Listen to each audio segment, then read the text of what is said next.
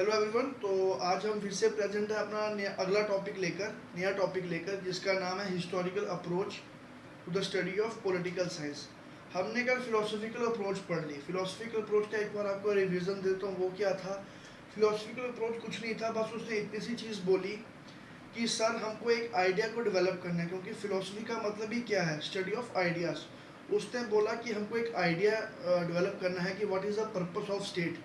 उसके अकॉर्डिंग जो भी हमने पर्पस का एक नॉर्म सेट कर दिया, नॉर्मेटिव अप्रोच है ये, एक नॉर्म सेट कर दिया, उसके नॉर्म्स के अकॉर्डिंग जो चीज़ हुई वो राइट है, और जो उस नॉर्म्स के अकॉर्डिंग नहीं हुई वो रॉन्ग है। तो एक्चुअल में कुछ नहीं था, एथिकल बिहेवियर को डेवलप करना था उस नॉर्मेटिव अप्रोच के थ्रू। ठीक है, आपकी टर्मिनोलॉजी अब बहुत अच्छी हो रही होगी। ठीक है, जिसने क्लास पढ़ी होगी उसकी।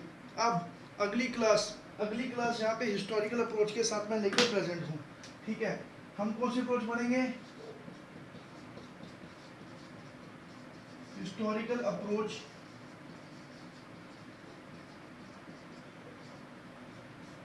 To the study of political science. देखो मेरे भाई, एक्चुअल में आपको यहाँ से पता लग रहा है हिस्ट्री क्या होती है। हिस्ट्री क्या होती है? पास्ट। हिस्ट्री पास्ट है ना। जो पुराने पास्ट के इवेंट हैं उसके थ्रू, मतलब कि उनके थ्रू ऐसा पता लग रहा है कि उनके थ्रू हम पॉलिटिकल साइंस को पढ़ेंगे। अब मैं एक एग्जांपल दूंगा, कोई भी ये एग्जांपल सिर्फ समझने के लिए यूज़ करेगा। कोई भी ये एग्जांपल कभी किसी मास्टर वास्टर को मत बता देना सर ऐसा होता है, बेवकूफ़ समझेगा आपको भी और मुझे भी। जिससे सीख के आए बोलेगा वो भी बेवकूफ़ है। ठीक है, और ना ही एग्जाम में लिख देना, कसम करके बोल रहा हूँ। 0 नंबर और फेल हो मुझे मत बोलना, उधर रीअपेयर आएगा। ठीक है, मुझे मत बोलना रीअपेयर आए, सिर्फ समझने के लिए यूज़ करो। पॉइंट्स लिखाऊंगा ना, पॉइंट्स को नहीं लिखाऊंगा। ठीक है, कहाँ है ये? तो इस बोर्ड में ना नाई बना दिया यार। मैं बहुत जल्दी कोशिश कर रहा हूँ कि मैं डिजिटल बोर्ड लगा लूँ। ठीक है ना, इस चीज़ में मेरा ना वो है, जोश बहुत खतरनाक है। इस चीज़ में मैं बहुत जोशीला बन रहा हूँ। तो कोई बात नहीं, मैं लगा दूंगा डिजिटल बोर्ड बहुत जल्दी। आज मेरी बात हुई थी नोएडा में एक जगह। ठीक है, डिजिटल बोर्ड लग जाएगा वहाँ पे। फिर क्या होगा, पीपीटी भी आ जाएगी। पीपीटी समझ लिया ना, बहुत सारे नहीं समझते होंगे। पीपीटी इन द सेंस कि सर वो लिखा हुआ रहता है जो पीडीएफ जिसको आप बोलते हो, मान लो उसको पीपीटी मान लो। ठीक है, कोई बात नहीं, लिखा रहता है, प्रेजेंटेशन होती है उसमें, पावर पॉइंट प्रेजेंटेशन होता है। चलो कोई बात नहीं। ठीक है, कंप्यूटर का जो होगा मुझे बता देना, मैं कंप्यूटर भी पढ़ाता हूँ भाई। मैं कंप्यूटर के भी नोट्स देता हूँ। ठीक है, करूँगा मैं चालू जब मेरा डिजिटल बोर्ड लगेगा ना। तो मैं मैथ कॉम्पिटेटिव एग्जाम के लिए, जेके एसएसबी के लिए मैथ और कंप्यूटर करने वाला हूँ चालू। एग्जाम 20 करके मेरा इंस्टाग्राम पेज है। ठीक है, नोट्स में उसके लिख रहा हूँ। मैं वहाँ पे भी आऊँगा, वहाँ पे भी गदर मचाएंगे भाई। एक बार डिजिटल बोर्ड कर दो उधर भी गदर मचाएंगे। ठीक है, यहाँ पे हम पॉइंट लिखेंगे जो हम सीखेंगे। सर मेरी बात सुनो, मैं एक इंडिया का मैप बनाता हूँ, क्योंकि मेरे को ये चाहिए कि मैं आपको समझाऊँ और आपको ऐसा पता लगे कि जैसा क्लासरूम में यूनिवर्सिटी का हो या किसी भी एफिलेटेड कॉलेज के क्लासरूम में ऐसा नॉलेज ना दिया गया हो, जैसा आपको हिस्टोरिकल अप्रोच को लेकर यहाँ मिले। सर टॉपिक कितने नंबर के लिए इंपॉर्टेंट 3 नंबर के लिए। ठीक है, 7 नंबर में अगर आएगा तो किसी के साथ आएगा, या फिलोसफिकल के साथ आएगा, है ना, फिलोसफिकल के साथ आ सकता है। तो ये है इसकी इंपॉर्टेंस। 3 नंबर के लिए ये अकेला आ सकता है, इतनी इसमें दमखम है कि ये 3 नंबर के लिए अकेला है। लेकिन इतना दमखम इस टॉपिक में नहीं है। ठीक है, इस टॉपिक में इतना दमखम नहीं है कि ये 7 नंबर की लड़ाई या 15 नंबर की लड़ाई अकेले लड़ते हैं, बिल्कुल नहीं लड़ सकता। ठीक है, तो कोई बात नहीं। और अगर ऐसा हुआ तो आप इस बात को मैं नहीं बोलूँगा, डोंट माइंड इट। ठीक है, ओके। वो चीज़ के बारे में मैंने आपको बताया था कि वो चीज़ जो समझाने के लिए यूज़ करूँगा, किसी को मत बता देना। ठीक है, वो चीज़ बताने लगा हूँ। सर मैंने बनाया है इंडिया का मैप। ये कंट्री है। ठीक है, ये कंट्री है, इंडिया इसका नाम है। हाँ शेयर भी करा हुआ थोड़ी। इंडिया इसका नाम है, ये कंट्री है। इसकी हिस्ट्री क्या रही है? इस कंट्री की हिस्ट्री क्या रही है मैं आपको पूछता हूँ। सर कॉलोनियल रूल रहा है। ठीक है, एक्सप्लॉइटेशन किया गया है, ड्रेनेज ऑफ वेल्थ किया गया है। ड्रेनेज ऑफ वेल्थ जो साइंस से है मैं उनको बता देता हूँ। ड्रेनेज ऑफ वेल्थ क्या चीज़ होती है, पता वैसे सबको होता है, 9th तक सबने पढ़ी होती है ना। कुछ लोग होते हैं जैसे मेरी तरह रट्टा मार के पास हुए होते हैं। तो ड्रेनेज ऑफ वेल्थ का मतलब क्या होता है कि क्या होता था, इंडिया को जो सारा इकोनॉमी का जो मतलब कि पैसा इकट्ठा किया था, इकोनॉमी चला रहे थे अंग्रेज़ इंडिया का, और जो भी उसकी उसकी जो इकोनॉमिकल एंटिटीज़ थी, पैसा, सोना, कुछ भी, अनाज है ना, वो सारे को शिफ्ट किया जा रहा था ब्रिटेन में। तो इसको बोलते हैं वेल्थ। पैसे को मतलब कि वेल्थ को ड्रेन किया जाता, अपनी कंट्री से आउट किया जाता। ऐसे ड्रेनेज का क्या मतलब है, नाली टाइप बनाई हुई है, तो ऐसे ड्रेन किया जाता था उसको, ठीक है। तो ड्रेनेज ऑफ वेल्थ की गई है। तो वहाँ पे कुछ लॉ बने थे उस चीज़ के लिए। लॉ बना था, क्या लॉ बना था कि अंग्रेज़ों को भाई कोई तंग नहीं करेगा, माई बाप है अपने, ठीक है। इस तरह के कानून बनाए गए थे, ठीक है ना। तो इस तरह के कुछ लॉ बने थे, कुछ रूल्स बने थे। तो ये हमारा इतिहास रहा, इंडिया का ये हमारा इतिहास रहा।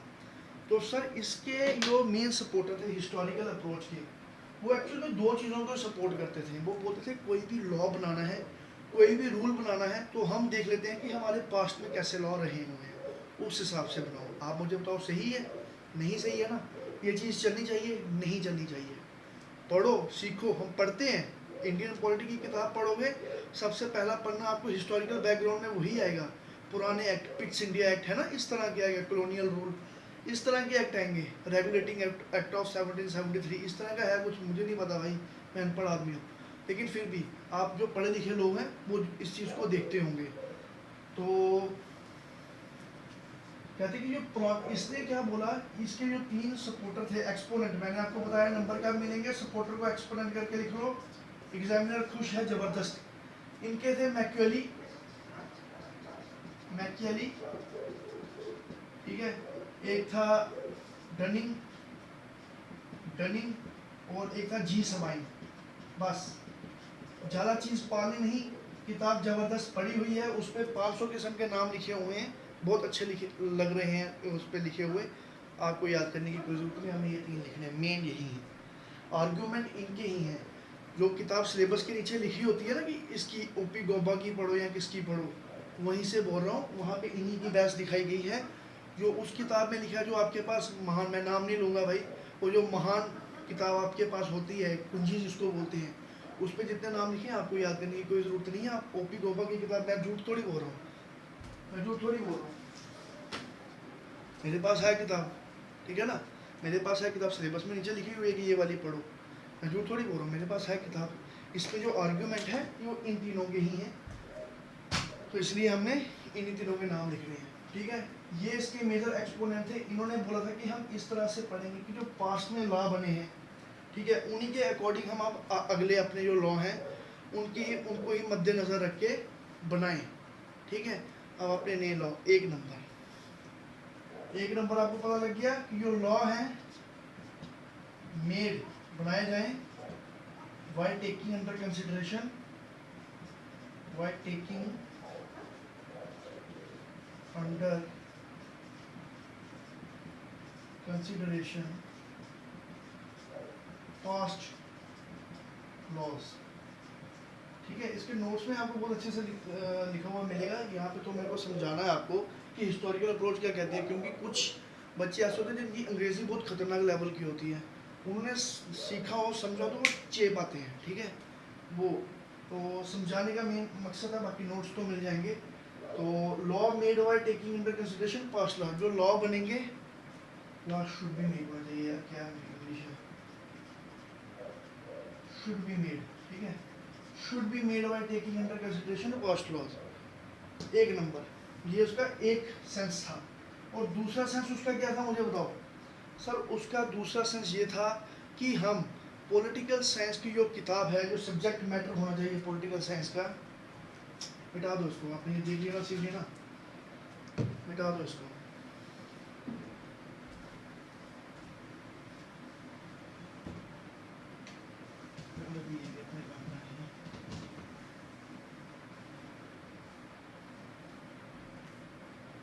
ठीक है, आपने एक एक्सपेक्ट ये पढ़ा, दूसरा एक्सपेक्ट इसका ये था कि जो भी पॉलिटिकल थिंकर्स ने थॉट्स दी हुई हैं पास्ट में, पास्ट बताओ सबसे पहले पॉलिटिकल थिंकर कौन थे?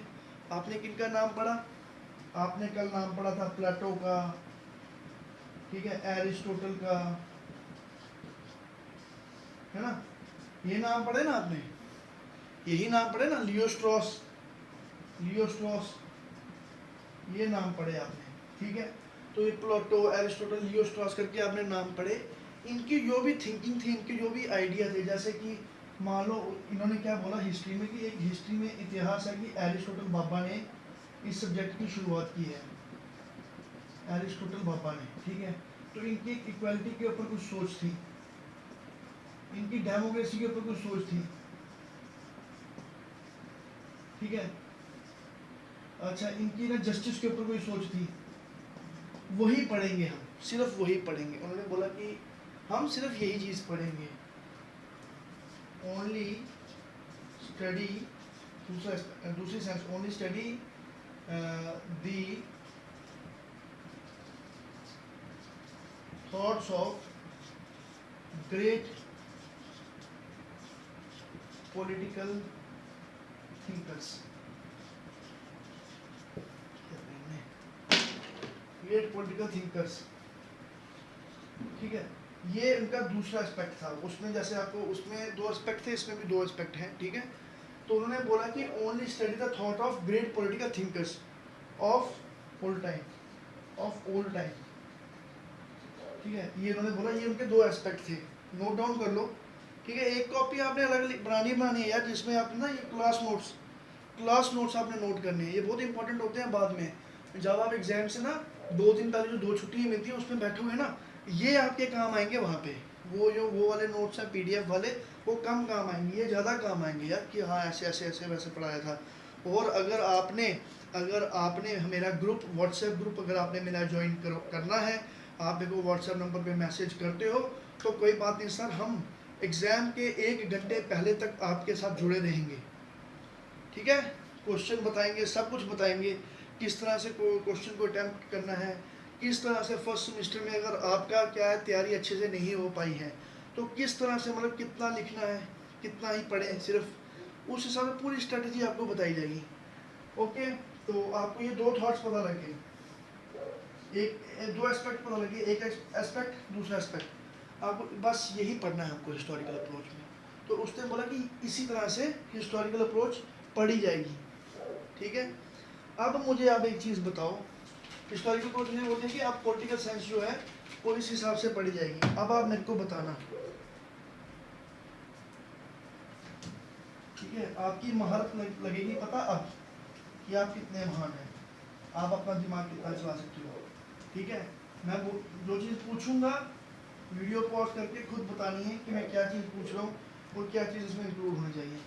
अब बन गई भाई साहब पॉलिटिकल साइंस की किताब, जैसे मैंने कल बनाई थी, आप बताओ इसमें क्या पढ़ा जाएगा।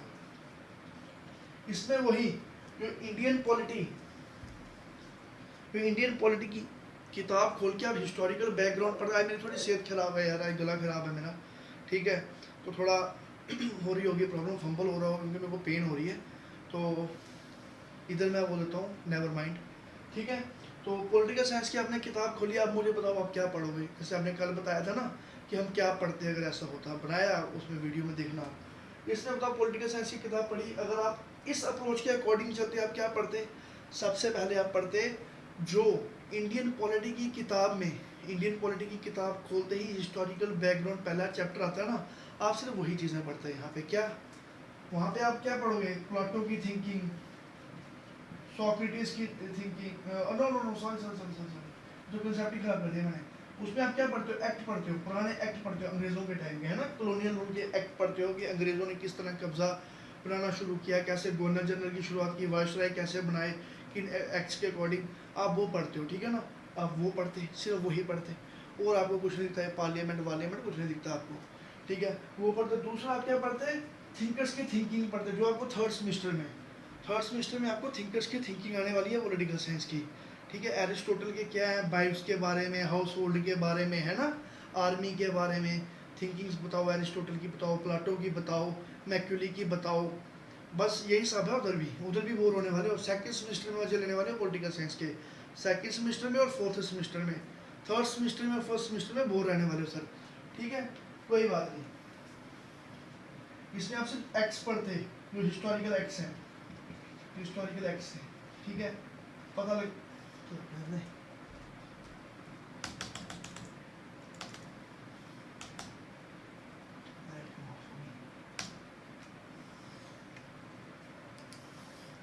हाँ, उसमें आप क्या पढ़ोगे, सिर्फ एक्स पढ़ोगे,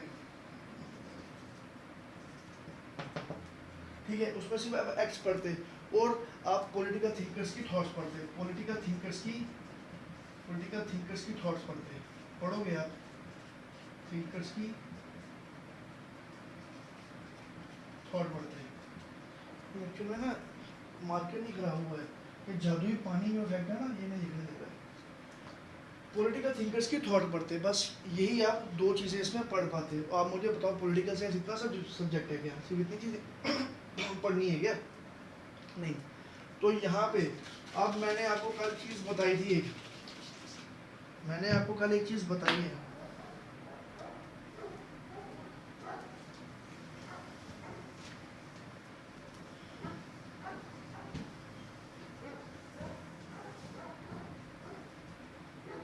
मैंने आपको बताया कि जब भी आएगा ना क्रिटिकली एनालाइज आएगा, क्रिटिकली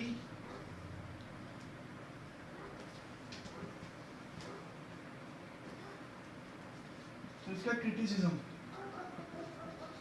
एक बंदे का नाम बताया था जो कि क्रिटिसिज्म में परमानेंट रखना है, ध्रुव राठी का भाई, डी से ध्रुव, डी से David Easton,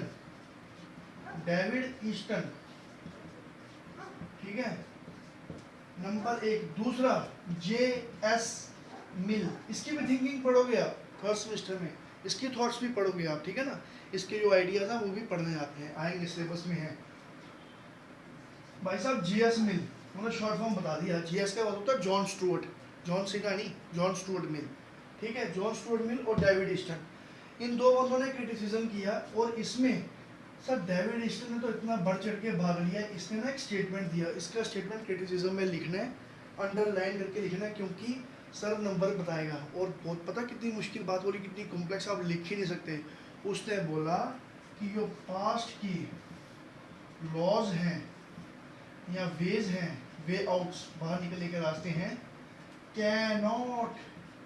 cannot solve modern problems.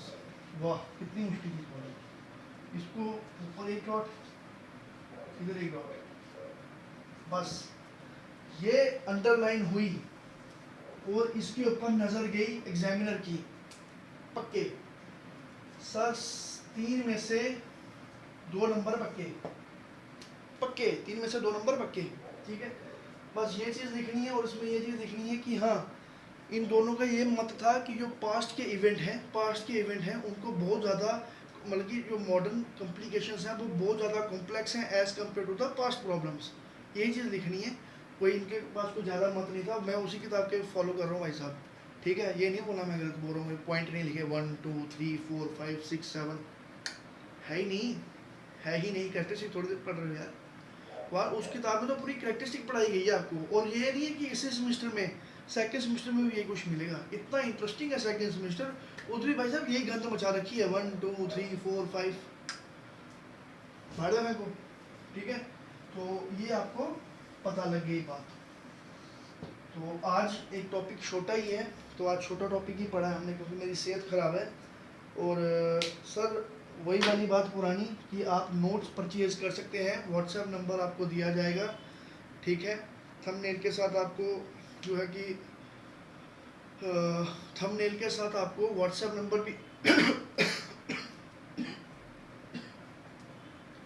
Thumbnail के साथ आपको व्हाट्सएप नंबर भी दे दिया जाएगा, ठीक है सर। आप व्हाट्सएप पे मैसेज करें, एक ग्रुप बनाते हैं, एक ग्रुप बनाकर स्टार्ट करते हैं। हर सेमेस्टर का बच्चा, जरूरी नहीं फर्स्ट सेमेस्टर, हर सेमेस्टर का बच्चा जिसको प्रॉब्लम आ रही है कि एग्ज़ाम प्रेजेंटेशन कैसे करनी है, एग्ज़ाम की कैसे ये 1 2 3 4 5 पॉइंट्स लिखने हैं, कितने नंबर पे आएगा, कितने पॉइंट लिखने हैं। सर ये बकवास चीज़ है ना, मेरी आप बात सुनो, आपको एक टॉपिक दिया हुआ जिसमें 21 पॉइंट दिए हुए हैं, ठीक है, उस 21 में से मैं तो बोलता हूँ 14 फालतू है सर, 14 तो फालतू है, यूजलेस। मैं आपको बता रहा हूँ, मैं, ठीक है ना, यूजलेस है।